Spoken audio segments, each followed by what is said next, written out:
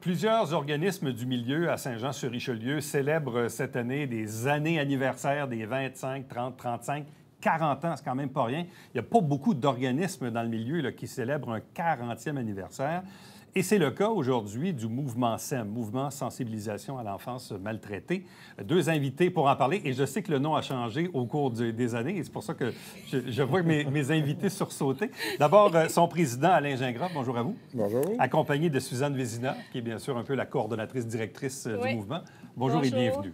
Bon, je vous ai vu sursauter parce que moi, quand j'ai connu l'organisme, c'était Mouvement sensibilisation à l'enfance maltraitée. Exact. Mais là, ça a changé pour sensibilisation pour une enfance meilleure. Pourquoi ça a changé? Bien, parce que les gens se sentaient vraiment pas interpellés tout le temps par une enfance maltraitée. Ouais. Puis c'est pas le but de travailler juste avec les enfants maltraités, c'est de travailler avec toute la clientèle jeunesse, 0-12, puis pour qu'il y ait le plus de monde possible qui peuvent avoir accès à nos services. En changeant le nom, ça a enlevé un poids. Là, mais c'était peut-être aussi une connotation plus négative de dire maltraité qu'une enfance meilleure, ce qui est peut-être plus inclusif. Comme tel. Vous, M. Gingras, vous êtes impliqué dans le mouvement depuis combien de temps?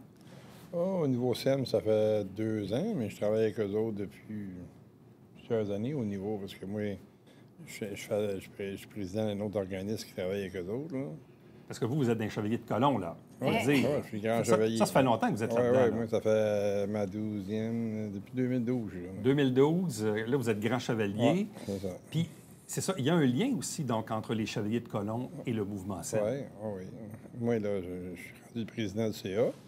Mais avec le mouvement SEM, puis Mme Vézina, quand ils ont besoin d'aide pour les paniers ou d'alimentation, quand une nouvelle famille arrive, ces choses-là, on essaie de les aider le plus possible. Autant ce mouvement-là que les autres mouvements, parce qu'on a plusieurs mouvements en même temps. Le mouvement SEM, ça a parti comment? Qu'est-ce qu'on sait des débuts de l'organisme? Oui, bien, je peux vous raconter un peu l'histoire. C'est Diane Bérubé qui était famille d'accueil. Puis, elle a fondé une association pour, justement, les parents de familles d'accueil.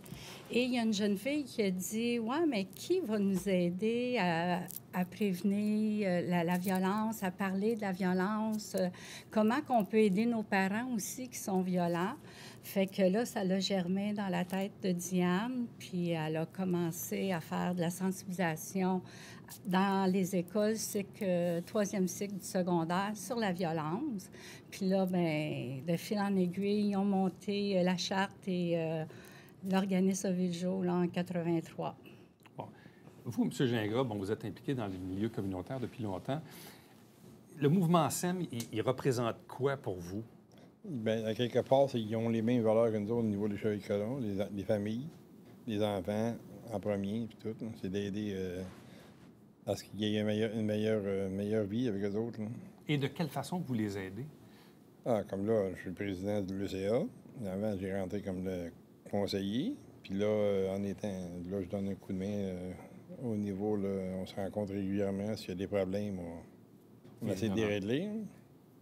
Mais on est toujours là pour les organismes pour aider nous autres. Bon. Mme Vézina, le mouvement SEM, donc 40 ans, c'est quand même une bonne période. Il y a eu sûrement des hauts, des bas et tout ça. Mais bref, c'était quoi l'évolution de l'organisme entre sa fondation, ce que vous avez raconté avec Mme Bérubé, et ce qui est devenu aujourd'hui le mouvement SEM? Bien, à l'époque, ça n'a pas tant changé parce que je vais vous avouer que Diane était très avant-gardiste.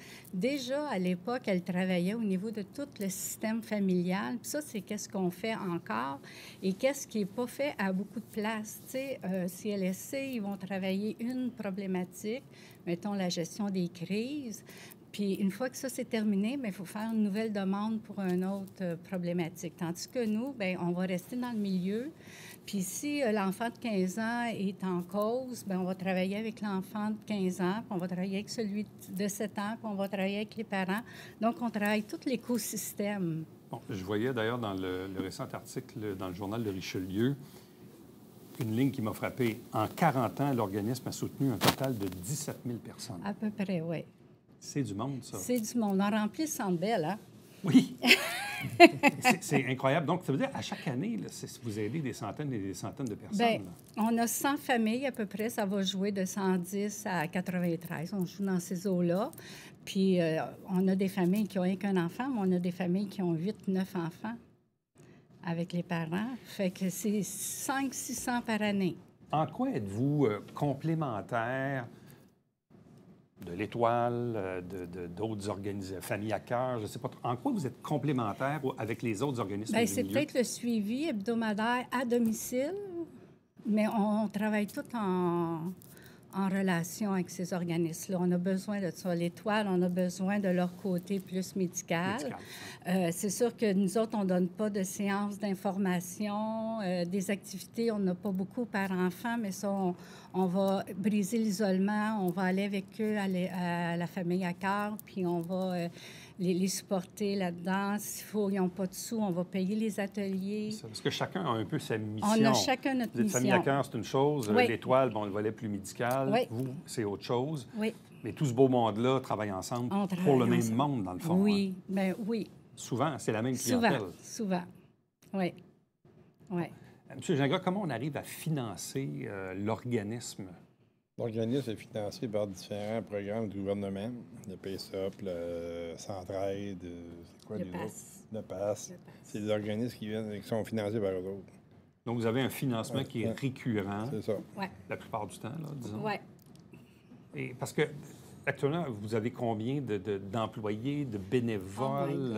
Ben, on a une dizaine de bénévoles. C'est entre 10 et 15 là, en ce moment. Depuis la pandémie, c'est un petit peu plus difficile là, d'aller recruter des bénévoles, mais on a une 10-15 bénévoles toujours impliqués au niveau du service de l'aide aux devoirs pour les enfants. On est comment d'employés? On est 11 employés Quand en ce même. moment. Oui, Quand même. oui, oui. Et dans le fond, la porte d'entrée au mouvement SEM, elle se fait comment? C'est-à-dire, quand les gens arrivent chez vous, là, ils ont été référés, il y a quelqu'un qui leur a dit va au C'est mouvement beaucoup, SEM. La porte d'entrée, elle vient. ouais. elle se Bien, fait c'est comment? beaucoup des parents qui ont déjà eu des services, puis que là, ils disent à leurs voisins ou tout ça, appelle-les, ils vont pouvoir t'aider. Fait qu'on a beaucoup de références de la DPJ, CLSC. En attendant que les services se fassent au CLSC, souvent, on va prendre la famille, on va essayer de calmer le jeu, puis une fois que là, le CLSC est disponible, bien là, on laisse la place au CLSC. Les organismes, on est tous entreliés. Hein? Donc, la Fait porte que- d'entrée, le référencement est assez diversifié. Oui, Là. oui. Allant, comme vous dites, là, du CLSC à un voisin, Oui. à un ami ou à un autre organisme. Un là. article dans le journal. Ouais. Oui.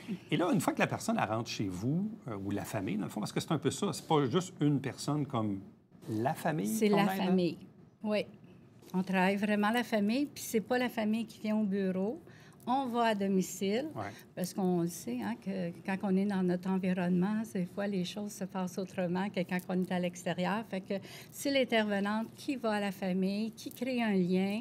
On évalue les besoins avec les parents, puis on travaille qu'est-ce qui est le plus criant, puis on Mais en s'en même va. temps, le fait d'aller physiquement dans les familles, Oui. pour vous, c'est quand même aussi probablement un élément qui est pertinent, disons, pour évaluer ces familles-là. là. Absolument, oui. Oui, c'est primordial, je vous dirais. Parce que des fois, il y a des choses qui se disent pas, mais qui se voient. Exact. Hein? Et une fois que vous les rencontrez, dans le fond, quel type de service spécifique vous pouvez leur offrir? Bien, c'est vraiment une intervention de relation d'aide, là. On les outille aussi au niveau des habiletés parentales. OK. On va faire du modeling. Des fois, c'est de faire du ménage puis de désencombrer, hein. Les parents, des fois, ils viennent de déménager, ils ne voient pas par quel bout commencer. Fait qu'on va les aider là-dedans, on va les placer dans leur nouveau logement. Tu sais, on fait de tout, tout, tout. Vous avez dit tantôt de l'aide aux devoirs. L'aide aux aussi. devoirs, oui. On travaille avec l'immigration, on va les coacher, les accompagner vers l'encre. Écoute, on fait de tout. On fait au niveau de la dépendance, on travaille, la maladie mentale, les dépressions. C'est que dans le fond, vos employés, ils sont quoi? Principalement des travailleurs sociaux, intervenants sociaux, Oui, communautaires? TES, travailleur social. Qu'est-ce qu'on a aussi? On a une intervenante en délinquance. OK. On a toutes des couleurs différentes, comme on peut dire, là. M. Gingras, vous avez l'impression, via cet organisme-là, de faire une différence dans le milieu, d'avoir un impact dans le milieu? On essaie de faire une différence tout le temps, nous autres. Autant avec SEM qu'avec les autres mouvements, parce que la problématique, c'est la pauvreté. Ouais. Souvent, tu vas poigner des familles qui sont chez SEM ou à l'Étoile, qui ont plus de problèmes au niveau de la pauvreté. C'est rare que tu vois des gens de riches, puis cette affaire-là, qui vont avoir besoin de ces problèmes-là. C'est pour ça que nous autres, on essaie d'aider. Notre mouvement, nous autres, c'est d'aider les familles aussi, à l'origine. On est tous des mêmes... Oui, tout à fait. Les mêmes lignes, là. Mais nous autres, on n'a pas les compétences que les intervenants, l'équipe de SEM, que ce soit l'île SEM, l'Étoile, ils ont toutes les spécifications. Là. Mais vous dites un peu le mot-clé, pauvreté. J'avais une discussion il y a un an ou deux avec Fernand Croisetière, qui était président de la Saint-Vincent-de-Paul à Saint-Jean, qui disait à Éric Christensen de l'Étoile, il dit, on a tous le même monde. Parce qu'à la base, comme vous dites, ça part très souvent, malheureusement, oui, d'une pauvreté qui va engendrer toutes sortes de problématiques où les gens vont être appelés à fréquenter les mêmes organismes qu'on a nommés tantôt, dont le vôtre. C'est un peu ça. Hein? Vous partagez cette même clientèle qui, à la base, émane trop souvent de la pauvreté. Mais je vous dirais, depuis plusieurs années, on voit la classe moyenne qui a beaucoup besoin d'aide. Oui. Ça, c'est nouveau, ça, pour vous? Bien, oui. Oui, depuis la pandémie, là, la classe moyenne s'est beaucoup appauvrie. Appauvrie, oui. Appauvrie, oui. On remarque ça. Vous sentez un changement un peu dans la Bien, clientèle? ils sont plus nerveux. Cette nervosité-là, les enfants la vivent aussi. Là, Avez-vous des projets d'avenir? Bien oui, on a des projets... Donc, on veut surtout que le mouvement SEM fait 40 ans qu'il est là, mais c'est un mouvement qui n'est pas connu. Effectivement, oui. On veut qu'il soit connu, on veut qu'il soit reconnu comme le vrai mouvement SEM, qui est là pour aider ceux qui en ont besoin. Les familles, les intervenants sont là, ils aident les familles surtout qui ont dans le besoin. Puis avec l'immigration aussi, ils ont besoin de ces centres-là aussi. Là. Puis SEM font partie de ça. Il y a plusieurs familles qui ont aidé depuis, 2-3 ans. Oui. Là, souvent, nous autres, sur notre bord, ils ont besoin de quelque chose, bien, ils nous appellent, puis on essaie de combler les besoins qu'ils ont besoin. Ça, c'est comme je le dis souvent ici à cette émission, on a beau avoir des organismes qui existent depuis 25, 30 ans, 40 ans. Tant que tu n'es pas confronté à avoir utilisé les services, tu ne les connais pas vraiment. C'est ça.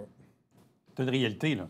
Et c'est pour ça qu'il faut taper sur le clou année après année, puis en parler. Mais je vous dirais aussi que, tu sais, on a toutes les classes de la société maintenant là, qui prennent les services là, du mouvement SEM, là, parce que recevoir un diagnostic d'un TSA, on ne sait pas quoi faire avec ça. Fait qu'on les accompagne.